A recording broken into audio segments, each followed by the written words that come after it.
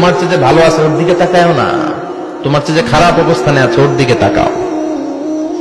অনেকে নিজের অবস্থান নিয়ে সুখী না, এরকম আছে না নাই?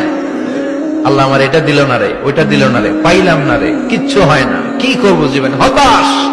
আসলে আছে কিন্তু অনেক, কিন্তু শুকরিয়া নাই, টাকা ঠিক কিনা? নিজের অবস্থান নিয়ে সুখী না, কিন্তু অনেক লোক আছে তারা আপনার অবস্থানে পৌঁছতে চায়। তাদের দিকে তাকিয়ে দেখেন, আপনি যে অবস্থানে আছেন এই অবস্থানে পৌঁছাটা অনেকের কাছে স্বপ্ন। তারা প্রতিনিয়ত সংগ্রাম আর স্ট্রাগল করে যাচ্ছে আপনার অবস্থানে পৌঁছতে, আর আপনি এটা নিয়ে সন্তুষ্ট না।